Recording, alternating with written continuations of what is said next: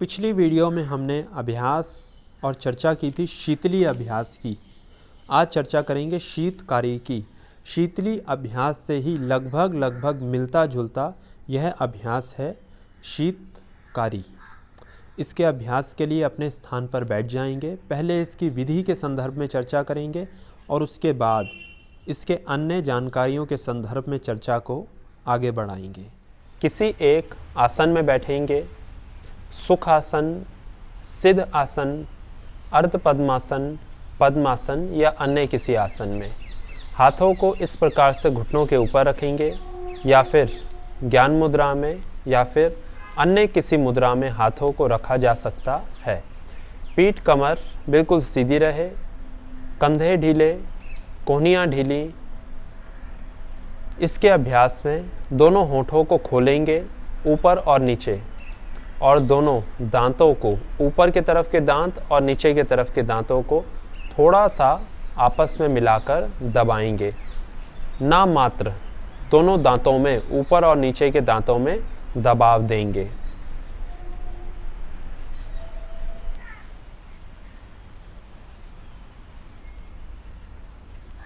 इस तरह से। और अब दांतों के बीच में से सांस को शरीर के भीतर भरेंगे। सांस शरीर के भीतर भरने के बाद जीभ को ढीला छोड़ देंगे और दोनों होठों को आपस में मिलाकर दांतों को भी ढीला छोड़ देंगे और नाक से धीरे धीरे सांस को बाहर छोड़ते रहेंगे। अभ्यास को देखेंगे।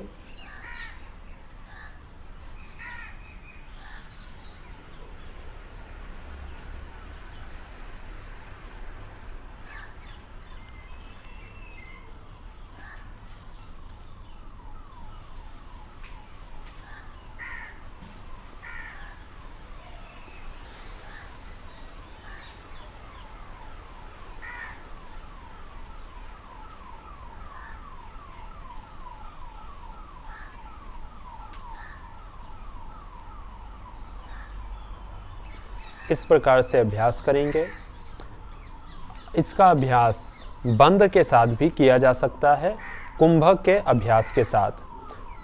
तो यदि कुंभक के अभ्यास के साथ इसका अभ्यास करें तो जलंधर बंद लगाया जा सकता है आंतरिक कुंभक के साथ। उसके लिए पहले सांस भरेंगे, आंतरिक कुंभक जलंधर बंद लगाएंगे।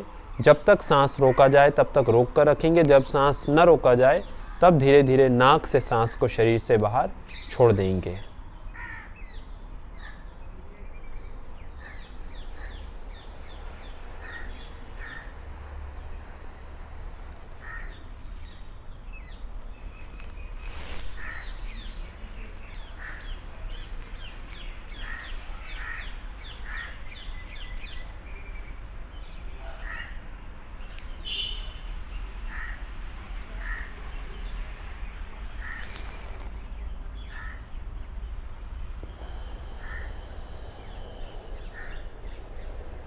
इस प्रकार से मुंह से सांस भरेंगे, आंतरिक कुंभक के साथ जलंधर बंद लगाएंगे।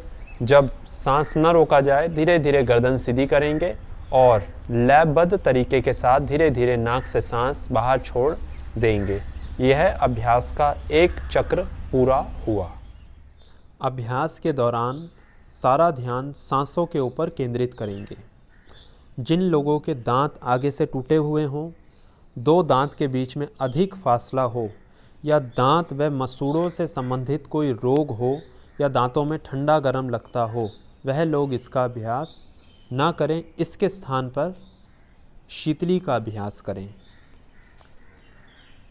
इसका अभ्यास जलंधर बंद के साथ भी किया जा सकता है। यदि जलंधर बंद के साथ इसका अभ्यास करें तो पहले 1 से 2 सप्ताह बिना बंद, बिना कुंभक के सामान्य रूप से अभ्यास करें। 1 से 2 हफ्ते के बाद इसके अभ्यास में जलंधर बंद को जोड़ा जा सकता है। इसका अभ्यास पहले सप्ताह 8 से लेकर 12 बार तक करें, दूसरे सप्ताह 12 से लेकर 15 बार तक, तीसरे सप्ताह 15 से लेकर 20 बार तक अभ्यास को करें। अब यदि लाभ की चर्चा करें तो इसके अभ्यास मसूड़ों के लिए, दांतों के लिए विशेष रूप से लाभ करता है। पित्त प्रकृति वाले लोगों के लिए, तामसिक वृत्ति वाले लोगों के लिए इसका अभ्यास लाभकारी अभ्यास है। काम, क्रोध, मोह, लोभ, अहंकार, इनसे छुटकारा पाने में यह अभ्यास सहायता करता है। शरीर में पित्त अधिक बड़ा होने पर, बहुत गर्मी लगने पर, त्वचा से संबंधित रोग होने पर, बहुत गर्मी लगने पर, एसिडिटी, जलन होने पर, उच्च रक्तचाप, ऐसी समस्याओं में इसका अभ्यास लाभ करता है। इसके अभ्यास से तामसिक वृत्ति, राजसिक वृत्ति से छुटकारा पाकर सात्विक वृत्ति की तरफ व्यक्ति का ध्यान जाता है। इसके अभ्यास से सात्विकता शरीर के भीतर या चित्त में उत्पन्न होती है, शुद्ध विचार उत्पन्न होते हैं, नम्रता का भाव, झुकाव, एक सरलता, आनंद का भाव उत्पन्न होता है। सावधानियों के रूप में कुछ बातों का ध्यान रखें।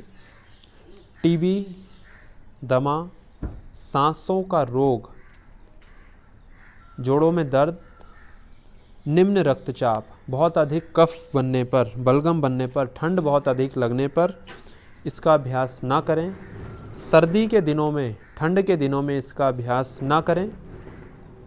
जिन लोगों को हृदय से संबंधित कोई समस्या हो वो बिना कुंभक के ही, बिना जालंधर बंद या अन्य कोई बंद लगाकर इसका अभ्यास करें। इसी प्रकार की और वीडियो नियमित रूप से देखने के लिए स्क्रीन पर दिख रहे लोगों पर दबाकर चैनल को सब्सक्राइब करें और हमें अपना स्नेह दें। धन्यवाद।